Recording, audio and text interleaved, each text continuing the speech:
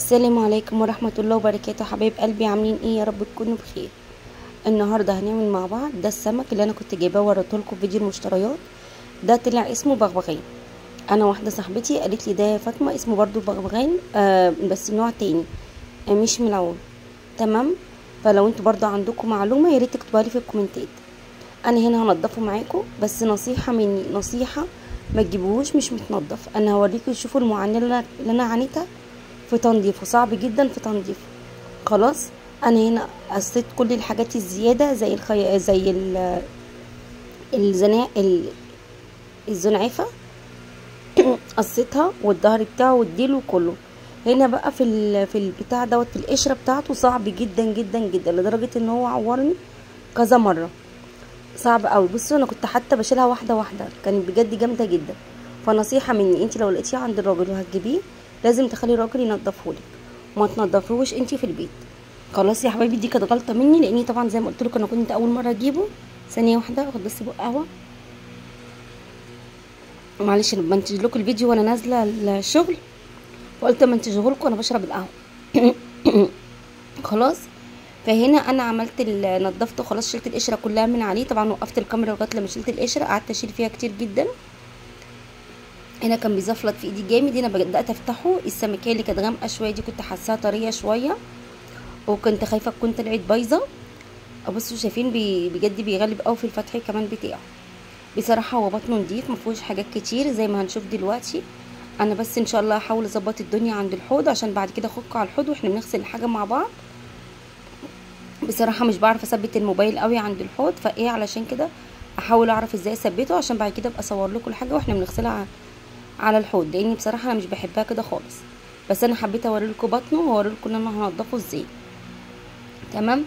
برضو دوت قلنا دي سلسله الفيديوهات العرايس الجداد او البنات الصغيره اللي حابه تدخل المطبخ. لو مثلا انا طبيعي بنضف السمك عند الراجل، بس لو انا اتدبست في حاجه زي كده ما اعرفش انضفها، لا ازاي لازم اعرف انضفها. احاول وانضف، بشيل كل حاجه جوه السمكه بطن شكلها مش عاجبني. هنا انا قصيت الاول كل اللي بره، وهنا فتحت البطن بتاعها. هي بس اتلحوست شويه عشان مفيش طبعا ميه، بس لما تغسل تحت ميه هتبقى احسن من كده بكتير. خلاص. بشيل كل اللي في قلب السمكيه، وهنلاقي فيه شريط خيط احمر كده، اللي هو خيط الدم ده بيبقى قريب من السلسله، لازم اشيله. انا بشيله، بفضل اشيله لغايه لما اشيله بايديا. انتي حابه تشيليه بتعملي فرشه سمك او فرشه اسنان تكون جديده وتجيبيها تخصصيها للسمك، مفيش مشكله. بس انا مش بحب بصراحه الفرشه، لاني بحس لما الحاجه بتمسك في الشعيرات بتاعتها بحس ان انا سوري بقرف شويه. بس برضو دي حاجه ترجع لك انت. انا هوريك انا بغسل السمك ازاي وبنضفه ازاي، وبرضو دي حاجه ترجع لك انت. حابه تنضفيه بطريقه تانية مفيش اي مشكله. خلاص يا حبايبي، انا هنا دي كانت جامده معايا شويه، تعبتني شويه في الفتح زي ما احنا شايفين. فعشان كده بنصحكم ان انتوا لو جبتوا السمك لازم تنضفوه عند الراجل. خلاص. هو طبعا ايديه اقوى، ما اعرفش انا ايديا ضعيفه او هو اللي كان جامد، بس انا فعلا ايديا ضعيفه، وكمان السمك كان جامد، يعني الاتنين مع بعض 2 in 1 زي ما بيقول. فايه اللي يلا اللي وصل بينا لغايه هنا وما داس لايك يا ريت يدوس لايك ويشترك في القناه وينشر الفيديو. نعمل لايك وشير وسبسكرايب للقناه علشان الفيديوهات تنتشر معانا ويبقى نسبه المشاهده اعلى. واللهم صل على النبي. عايزه اقول لكم ايه تاني مش عارفه. واللي بيعجبه الفيديوهات يسيب لي كومنت حلو زيكم كده، واللي عنده اي تعليقات برضو يا ريت يسيبها لي، سواء في حاجه هو مش عاجباه يا ريت يسيبهولي، بس بطريقه تكون لذيذه، عشان احنا طبعا زي ما احنا ما قلنا الفيديوهات دي احنا بنتعلم من بعض، اللي يعرف حاجه فينا بيقول للتاني. خلاص يا حبايبي. فانا هنا خلاص نضفت القلب بتاع السمكه وخدته على الحوض، غسلته كويس قوي وحطيته في المصفى زي ما احنا شايفين، وهقطعه. انا طبعا جبته دي اول مره زي ما قلت لكم، انا مش عارفه هو بيتشوي، لو اتشوى هيبقى حلو ولا لا. فانا قلت ايه هعمله مقلي، هقطعه جزل كده واعمله مقلي. بس دي السمكيه دي كانت غامقه شويه، كنت قلقانه منها، بس بصراحه طلع طعمها حلو قوي. هنشوفها مع بعض دلوقتي. دي كانت اسهل شويه في التنظيف، كانت القشر بتاعها كان كبير شويه، فكان بيتشال معايا اسهل شويه، بس مش سهل يعني ايه، برضو تعبني شويه، فلا لازم ننضفه عند الراجل بصراحه. دي كانت السمكيه الافتح شويه، وزي ما شفنا كان فيها لسه حته في سلسله في السلسله فيها دم هغسلها تحت الحنفيه وارجع لكم تاني زي ما احنا شايفين كده. وهقطعها. بصوا بقى انا ما بنقعش السمك. الاول نستنى في حته هنا انا دي ما عرفتش اشيل منها القشر خالص، فقطعتها خالص عشان ما تضايقنيش في الاكل. خلاص هي اصلا حته كده على الطرطوفه، انا قلت اشيلها عشان ما تضايقنيش في الاكل، وكمان انا ما عرفتش بصراحه انضفها خالص. خلاص يا حبايبي انا هنا قطعت السمك قطعته كده وبحطه في مصفى.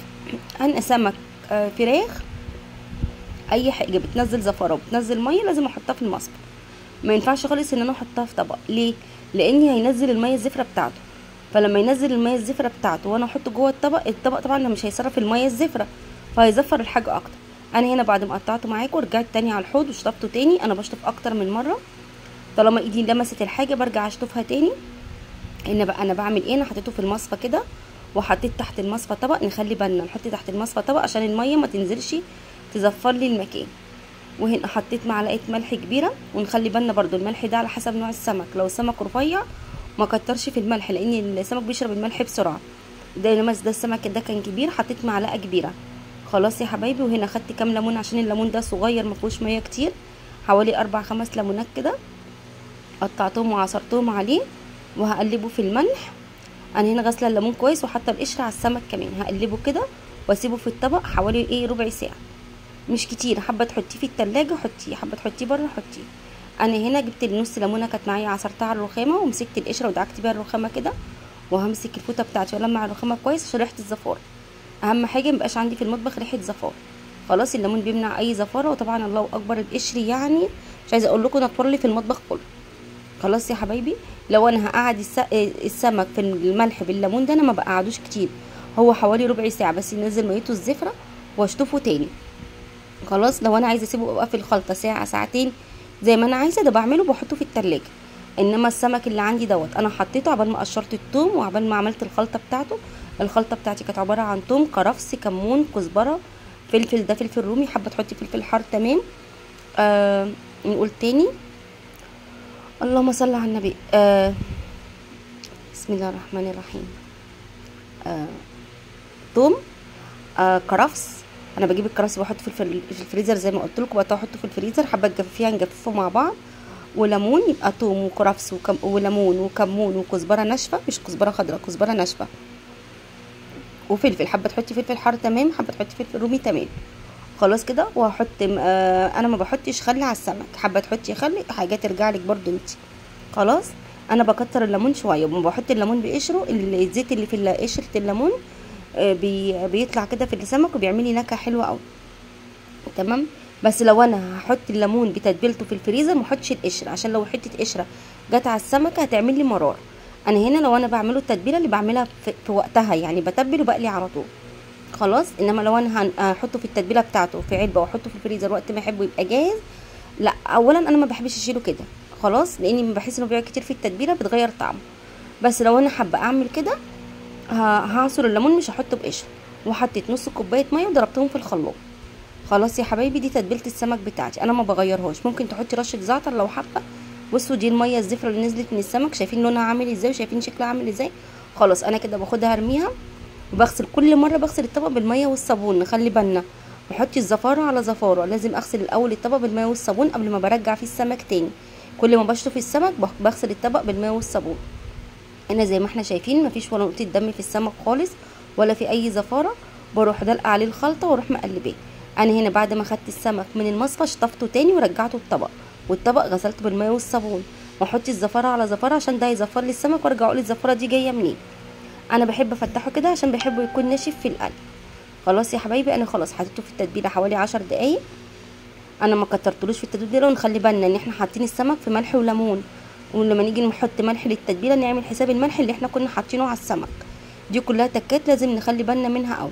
انا هنا جبت الدقيق حطيت عليه معلقه كركم او معلقه كمون، ما حطيتش ملح لان انا كنت حاطه ملح كفايه. لو انت حاسه ان السمك بتاعك دلع حطي رشه ملح في الدقيق. خلاص. هنا كان عندي زيت سخن جدا، لازم يكون الزيت سخن قوي. بروح حاطه فيه السمك وما بقلبوش، بحطه كده لغايه لما ياخد معايا لون من تحت وبقلبه. خلاص. لازم نخلي بالنا من التكات دي كلها. التكات دي مهمه جدا جدا جدا في غسيل السمك وفي نظافته، ده اهم حاجه. والبنات الشطار الحلوين اللي لسه ان شاء الله بادئين حياتهم جديده، يا ريت يا ريت نصيحه مني، لو انت بتجيبي سمك وانت بتشتريه حسيتي فيه زفاره ما تجيبيهوش. السمك الحلو ما بيبقاش زفر، بيبقى فيه ريحه البحر، فيه ريحه السمك، إيه، مش ريحه الزفاره. السمك الزفر ده بيبقى ما بيبقى بايت ومش حلو، ومهما هتغسليه هيفضل زفر. خلاص. السمك الطازه ما بيبقى او السمك الحلو ما بيبقاش زفر. يعني ايه ما بيبقاش زفر؟ احنا بنمسك السمك ساعات نلاقي سمك كده نيجي ناكله نحس لا في ريحه زفره مش قادرين ناكله، وسمك تاني لا بنحس فيه طعم السمك، نكهه السمك نفسها. هو ده كده السمك. يعني ايه؟ يعني لو انت بتشتريه ني ولقيتي فيه ريحه زفاره ما تجيبهوش، هو بيبقى كده حتى لو غسلتيه هيفضل زفر. انما لو انت حسيتي فيه ريحه السمك العاديه اللي انت متقبلاها ان انت تاكليها، يبقى ده كده السمك الحلو. انا هنا كنت خلاص قليته كله زي ما احنا شايفين، وهنشوفه مع بعض. دي كانت السمكيه الغامقه. بص انا كنت قلقانه منها جدا، بس بجد طلع طعمها مسكر قوي وطعمها تحفه جدا، طعمها حلو جدا جدا جدا. يعني انا لو لقيت تاني هجيبه، بس هنضفه عند الراجل بصراحه، مش هجيبه كده. ودي كانت الفاتحه شويه برضو كان طعمها حلو قوي. انا قلت يعني الاتنين كان طعمهم زي بعض بالظبط، وكان طعمهم مسكر وجميل. بصراحه ما ندمتش على التجربه، كانت تجربه حلوه جدا وطعم مختلف للسمك، وسمك بحري غير طبعا سمك المزارع اللي احنا بنجيبه، لان البولتي كله اللي في السوق مزارع، مش هنلاقي فيه سمك بحري اللي بقى في السواحل. خلاص. انا هنا زينته بطماطميه، انا اكلته بالعيش، عملت جنبه طماطم وفلفل، والحمد لله على كده، ما عملتش رز. ودي كانت اكلتنا النهارده. هسيبكم على خير، السلام عليكم ورحمه الله وبركاته.